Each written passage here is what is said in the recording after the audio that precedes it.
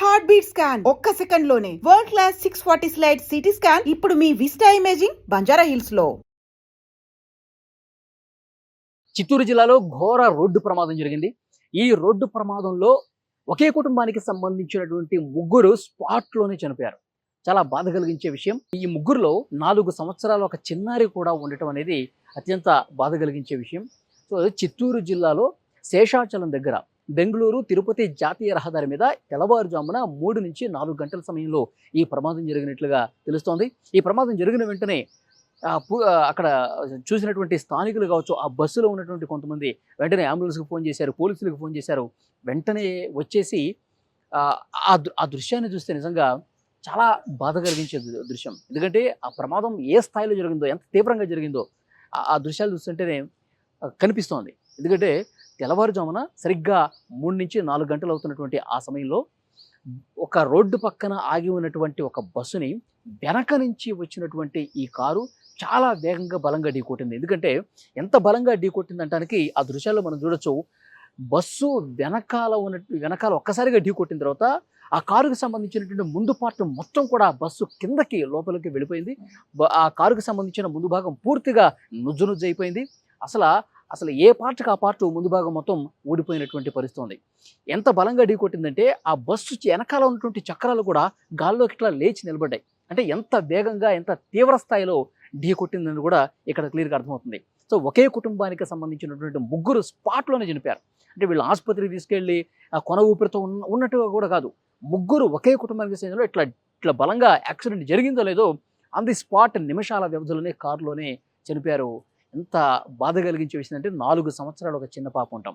So Sridhar Rao భార్య లక్ష్మి, అలాగే 4 సంవత్సరాల పాప స్పాట్లోనే చనిపోయారు. ఇంకా అక్కడ చూసినటువంటి స్థానికులు వాళ్ళని కాపాడదామని చేసినటువంటి ప్రయత్నాలు కూడా ఫలించలేదు. ఎందుకంటే మొత్తం లోపలికి దూసుకుపోవడంతో, బస్సు కిందకి దూసుకుపోవడంతో ఆ డోర్లు ఓపెన్ కావట్లేదు. వాళ్ళని బయటకు తీయటం కూడా అసలు వాళ్ళ వల్ల కాల. వెంటనే అంబులెన్స్కి పోలీసులు కూడా ఫోన్ చేపిస్తే అప్పుడు క్రెయిన్ తీసుకొచ్చారు, ప్రొక్లైనర్ని తీసుకొచ్చి ఆ లోపల ఇరుక్కుపోయినటువంటి ఆ కార్ని అతి కష్టం మీద బయటికి తీసినటువంటి పరిస్థితి ఉంది. సో దీనికి కారణం అతి వేగమే, నిద్రమొత్తే కారణం అని చెప్పి తెలుస్తోంది. ఈ డ్రైవర్ ఉన్నాడు, డ్రైవరు ఇప్పుడు కొన ఊపిరితో కొట్టుమిట్టాడుతున్నాడు. డ్రైవరు రెస్క్యూ చేసే టైంలో బతికే ఉన్నాడు. అతన్ని వెంటనే ఆసుపత్రికి తీసుకెళ్లారు. అతను కొన ఊపిరితో కొట్టుమిట్టాడుతూ ఉన్నాడు.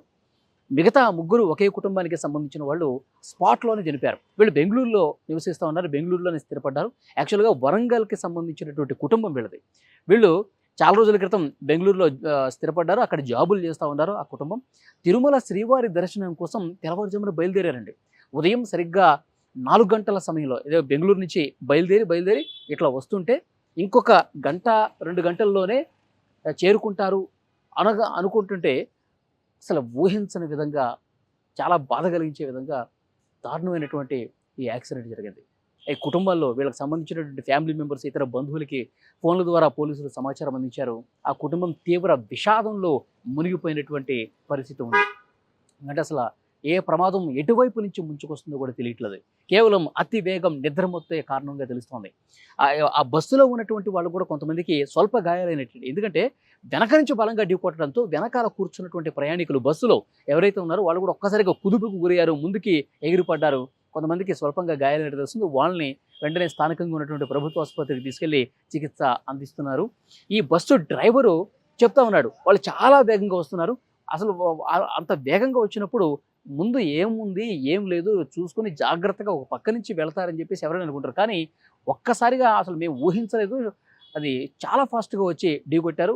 ఆ నిద్రమత్తులోనే ఒక్కసారి ఏమన్నా వాళ్ళు అట్లా నిద్ర మత్తు ఉండటం చేతే ఒక్కసారిగా వాళ్ళు ఈ పొరపాటులో స్టీరింగ్ అటు ఇటు తిరిగి ఒక్కసారిగా ఢీకొట్టారేమో అని చెప్పి ఆ బస్సు డ్రైవర్ కూడా చెప్తున్నటువంటి పరిస్థితి. కానీ ఏదేమైనప్పటికీ కూడా ఒక కుటుంబం పూర్తిగా చనిపోవటం అనేది, అందులో 4 సంవత్సరాలు ఒక చిన్నారి ఉండటం అనేది చాలా బాధ కలిగించే విషయం.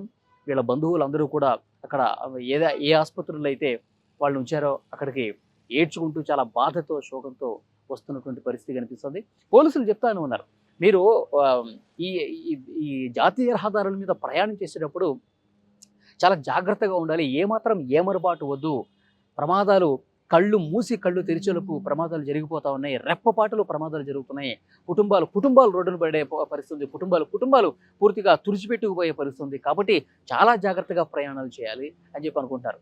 దైవ దర్శనం కోసం వెళుతున్నటువంటి ఈ కుటుంబం, వరంగల్కి సంబంధించిన కుటుంబం, బెంగళూరులో స్థిరపడినటువంటి ఈ కుటుంబం, వాళ్ళు తిరుమల శ్రీవారిని దర్శించుకుందామని వెళ్తుంటే, ఆ దేవదేవుడిని దర్శించుకుందామని వెళ్తుంటే ఆ తిరిగి రాని లోకాలకు ఆ దేవుడి దగ్గరికే వెళ్ళిపోయారా అంటూ వాళ్ళకి సంబంధించిన బంధువులు గుండెలు బాదుకుంటూ ప్రశ్న రోజుస్తూ ఉన్నారు. అంటే ఈ మధ్యకాలంలో ప్రమాదాలు చాలా ఘోరంగా జరుగుతున్నాయి.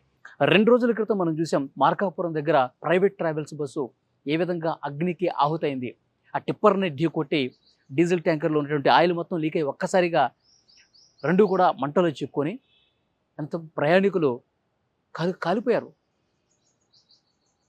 ప్రయాణికులందరూ కూడా వెనకాల కూర్చున్నటువంటి వాళ్ళు అసలు దిగలేక అప్పటికే మంటలు అంటుకోవడంతో చనిపోయారు, స్పాట్లోనే చనిపోయారు.